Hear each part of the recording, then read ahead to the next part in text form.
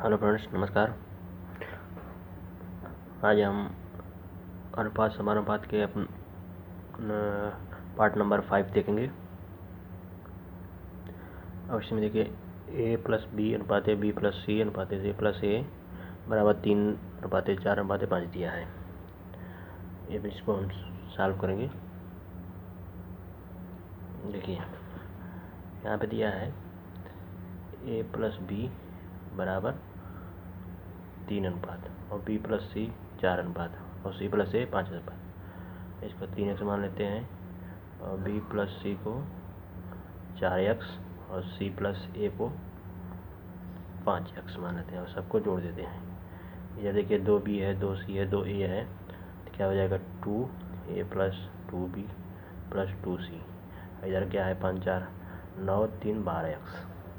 इधर क्या है 2 सभी जगह है, 2 कॉमन ले लेते हैं। a प्लस बी प्लस सी बराबर 12x। यहाँ पे 2 से काटते हैं, 2 छंग 12, a प्लस बी प्लस सी बराबर 6x। हाँ, सी का मान निकालते हैं तो यहाँ पर देखिए a प्लस बी प्लस सी का मान 36 दिया है, यहाँ 36 रख देते हैं। a प्लस बी प्लस का मान 36 बराबर 6x, 6 6 36, तो x बराबर 6। ठीक है। और उसके बाद अब सी का मान पूछा है, तो अब यहाँ पे देखिए a प्लस, अब सी का मान यहाँ पे a प्लस बी का मान निकाल लेते हैं। 3 गुणे 6, 6 का मान यहाँ रख देते हैं, 3 6 18, a प्लस बी का मान 18 आ गया। तो a प्लस बी प्लस सी बराबर यहाँ पे 36 है, तो a प्लस बी का मान 18 रख देते हैं प्लस सी बराबर 36, सी बराबर 18 माना 36 बराबर 18। ठीक है, तो सी का मान 18 हो गया। अगला देख लेते हैं, इसी प्रकार है, ठीक एकदम सेम इसी तरह से है। जैसे a प्लस बी बराबर 2x मान लेते हैं, b प्लस सी बराबर 3x मान लेते हैं, c प्लस ए बराबर 4x मान लेते हैं।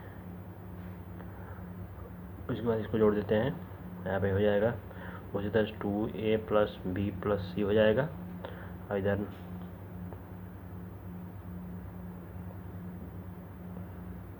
4 3 7 2 9x। ठीक है। उसके बाद यहाँ पे प्लस बी प्लस सी का मान पता है 72, तो 2 गुणे 72 बराबर 9x, 9 8 72, तो यहाँ पे x बराबर 8 दूनी 16, 8 दूनी 16 हो गया, 9 72, तो x बराबर 16 आ गया। यहाँ पे देखिए अब यहाँ पे पूछा है एक मान, तो यहाँ पे हम b प्लस सी का मान निकालते हैं। 3 गुणे 3 x मान यहाँ रख देते हैं, 16 16 क्या है 48 हो जाएगा। यहाँ पे a प्लस बी प्लस सी बराबर 72 है, तो यहाँ पे b प्लस सी का मान रख देते हैं 48 प्लस a बराबर 72, a बराबर 72 माइनस 48, 12 में से 8 गए 4, और इधर 72 माइनस 48 हो जाएगा। 12 में से 8 गए 4, इधर 6 में से 4 गए 2, 24। अगला देख लेते हैं, यहाँ पे अनुपात एवं प्रतिशत, अनुपात एवं प्रतिशत मतलब अनुपात और प्रतिशत दोनों मिक्सिंग में रहेगा। 3 व्यक्ति ए बी सी जिनकी आय में 4 संबंधी 5 अनुपात 6 का अनुपात है, यदि इनकी आय का अनुसार 10%, 15%, 20% बढ़ा दिया जाए तो इनकी आय का नया अनुपात क्या होगा। 3 व्यक्ति हैं ए बी सी जिनकी आय में 4 संबंधी 5 अनुपात है, इनकी आय 10%, 15%, 20% बढ़ा दिया जाता है। तो यहाँ पे प्रतिशत बढ़ा दिया जाए तो आय का नया अनुपात क्या होगा।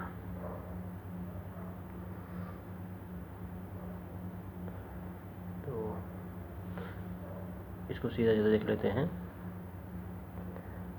4 आय 4 है और 10% बढ़ रहा है, तो 4 गुणे 110% कर देते हैं। अनुपात दूसरा 5 गुणे 115%, मतलब 100 से जो बढ़ाएंगे मतलब वृद्धि हो रही सबसे ज़्यादा। और इसके बाद ये 6 है, 6 गुणे 120%।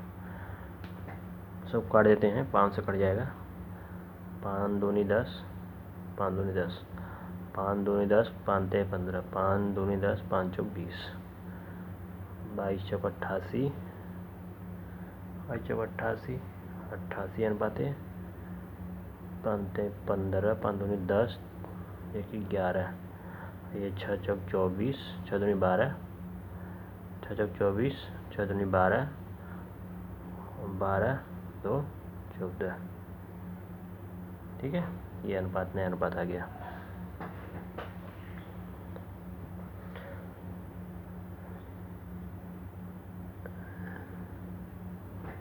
अगला देखते हैं, एक विद्यालय में लड़के और लड़कियों का अनुपात 7:3 है। यदि लड़कों की संख्या में 20% की वृद्धि कर दी जाए और लड़कियों की संख्या में 10% कमी कर दी जाए तो नया अनुपात क्या होगा।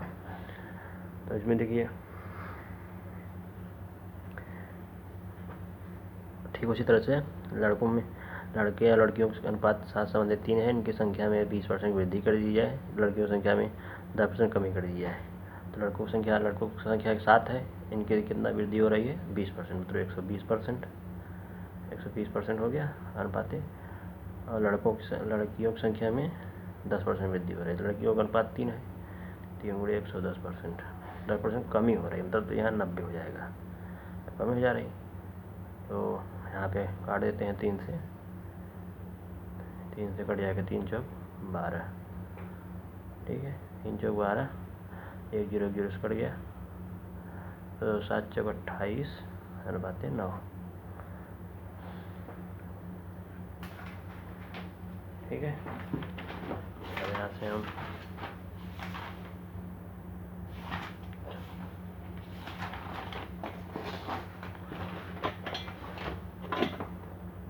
पास फेल वाला देख लेते हैं।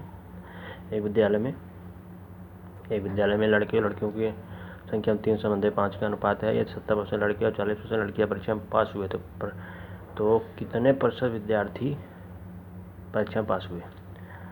देखिए एक ठीक उसी तरह से ये भी है, 3:2 के अनुपात में लड़के लड़कियों जो पास हुए हैं और 70% लड़के 40% लड़कियां परीक्षा में पास हुए हैं तो कितने प्रतिशत विद्यार्थी परीक्षा में पास हुए। तो इनका अनुपात कुल जो है 3:5, 3:2 है। तो 3 गुणे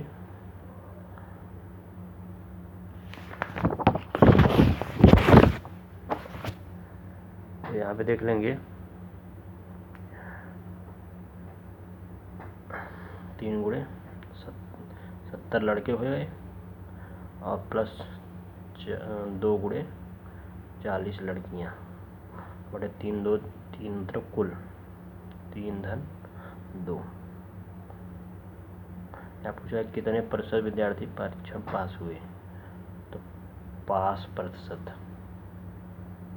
तो यहाँ पे हल कर देंगे 7 21 प्लस 40 दूना 80 बटे 3 2 5, यहाँ पे 1 8 2 10 बटे 5 5 दूनी 10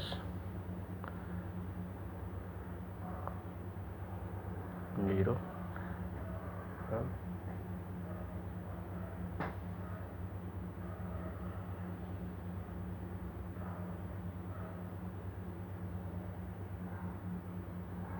7 3 21 210, 4 दूनी 8, 4 दूना 80, 290 हो जाएगा बटे 3 2 5 5 50 25 4 5 8 40 58% विद्यार्थी पास हुए। अगर इसी में फेल पूछा होता तो फेल क्या होता, फिर फेल विद्यार्थी अगर होता तो फेल प्रतिशत हो जाता तो 100 माइनस 58 कर देते, तो यही इतना 58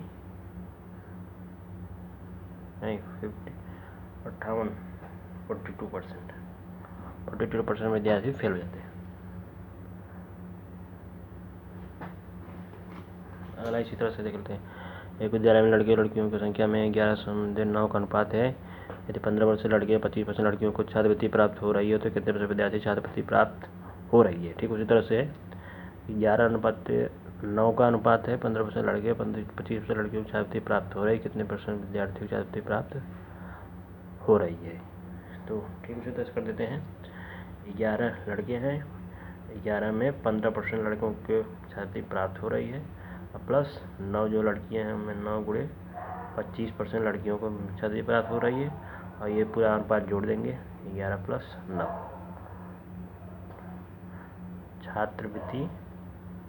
छात्रवृत्ति प्राप्त प्रतिशत। ठीक है, तो ये 7% हो जाएगा।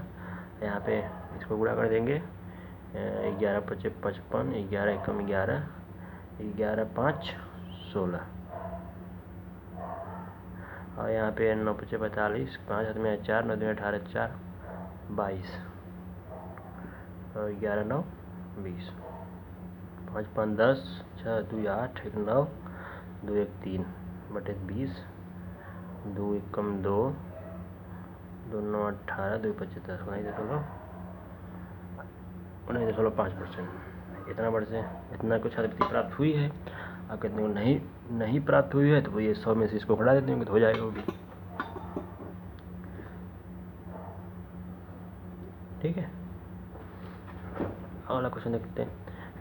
एक स्कूटर के उत्पादन में कच्चे माल और मजदूरी में होने वाले व्यय के अनुपात 5:3 है। यदि कच्चे माल की कीमत में 4% कमी हो जाए और मजदूरी में 12% वृद्धि हो जाए, तो स्कूटर उत्पादन के कुल खर्च में कितने % की वृद्धि या कमी होगी।